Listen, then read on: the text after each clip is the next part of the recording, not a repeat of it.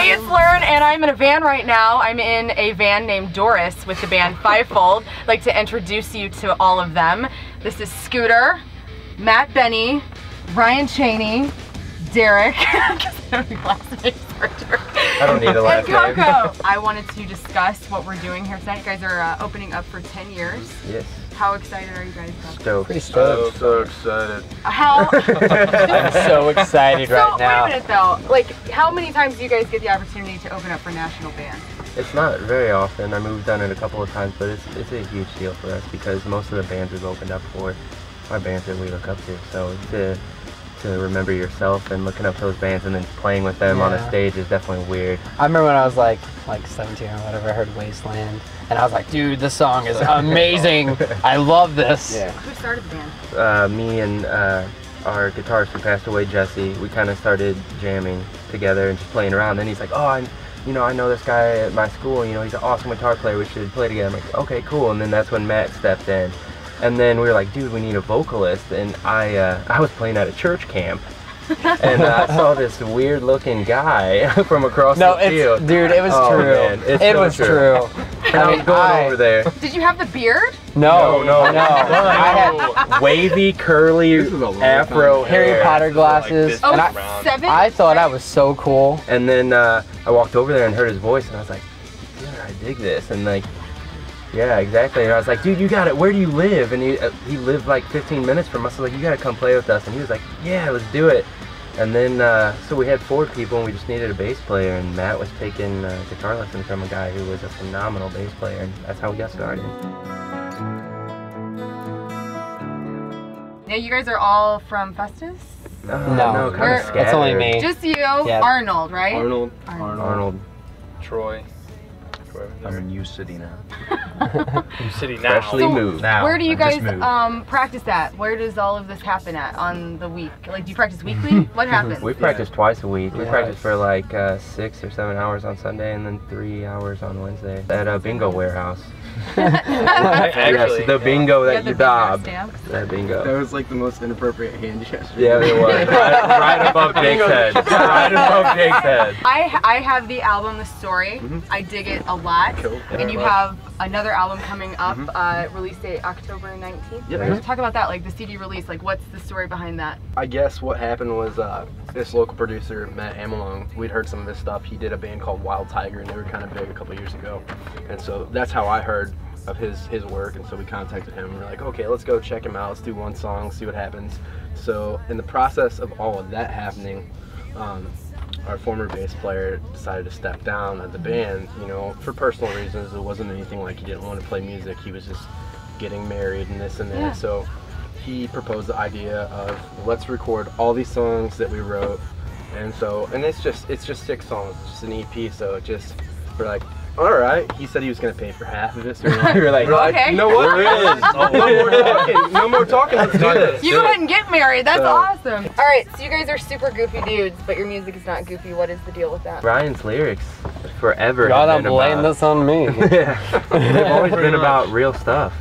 Stuff he's been through, stuff we've been through together, and things that we think maybe need to be said or not said. I mean, we definitely write, me and Matt write a bunch of, weird, funny songs, but I think like, I don't know, like I think how we look at a song is, that's like an opportunity to say something really important that may affect someone's life. So you never want to waste a song. You never want to waste the words that would be the best, thing to describe what you're going through or what someone could understand, So, yeah. How hard is it to write a song with 5 guys in a band? Like how well is the chemistry? Do you guys get into it? Like is it fluid? Like you start practicing, you start jamming, it comes out naturally, or is there a lot of tension sometimes? Very circumstantial. Bam, there's a whole song. Yeah. Like 5 minutes, like we run it one time and like we just nailed like everything out one try. How that has happened. But then there are other times where like we'll come up with an idea and then everybody will be like digging it, and then one person's like, I really hate it. I really hate it. You fight for what you think is right. Like you say, like, no, this riff is awesome. We gotta keep it under. This lyric's great. We have to keep it. Yeah, we all want the best. So it's just 5 guys wanting the best for one thing. Yeah. It's like, sometimes we don't always see eye to eye, but it always comes together. I think that's like the only thing we argue about. Like we don't argue about like like selfish or stupid stuff. You know, we all argue because like we all love this band. Yeah. We have our own opinions of what the right moves will be. We argue about where to eat a lot. Yeah, we do. It's true. That's true. Sometimes there's songs that, like he said, they just come naturally. Like we jammed one song one week, it was awesome. Go back to it a couple days later, that's not so good. Yeah. Don't remember it vibing like that. So you guys know Patrick Lawrence. He directed your first video for Broken.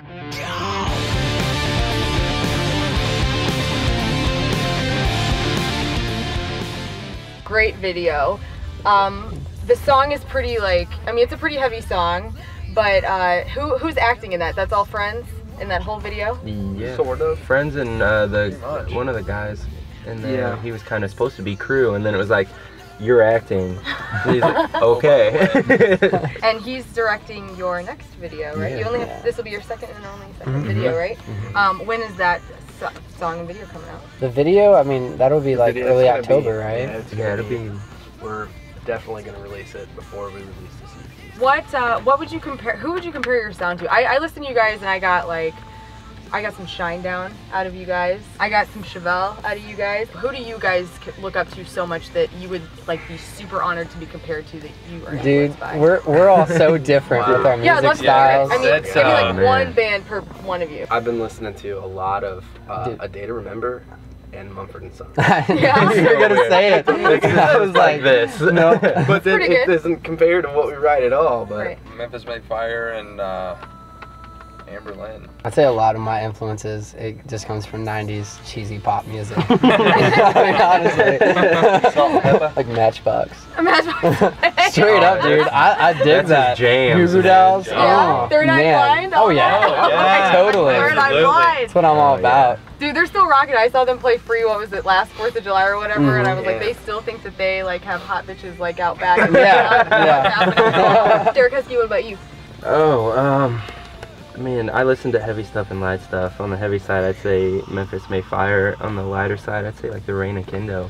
yeah, Huge fans of stuff like that. yeah, So they're really good. it's like everything is all over. Like him, when I hear a song that I love, it's like, oh, it's inspirational. So it's all over the place.